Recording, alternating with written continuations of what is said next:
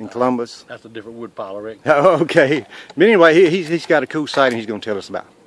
Okay, well, approximately 45 years ago, my brother was about 15 or 16, and we lived on a farm out from Fitzgerald, Georgia, and the cows used to come up every night. We had about 10 or 12 head and a horse, and the old horse would drive them up to the house every night.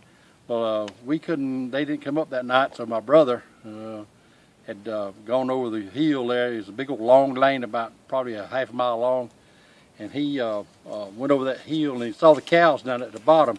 There was a big old gallberry patch down there, and they were down behind it, just mooing, and the horse was braying, and so he walked through that gallberry patch, and something grabbed him by the shoulder, and he didn't know what it was. So he looked down and said he saw a big old hairy hand on his shoulder, and he just took off running, and we heard the dog barking, so we knew it was something.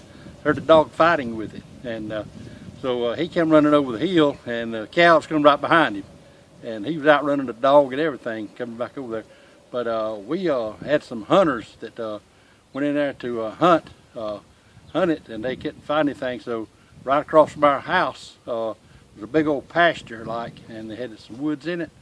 So this fella had a lot of coon dogs, and he turned the coon dogs loose down in there, and whatever it was ran the coon dogs out of the woods. And they come running up and went back to the house, and so that was the last thing we heard of it. But there was several monkeys. Someone had turned some monkeys loose over on the river, and we heard they were small monkeys, but not big ones.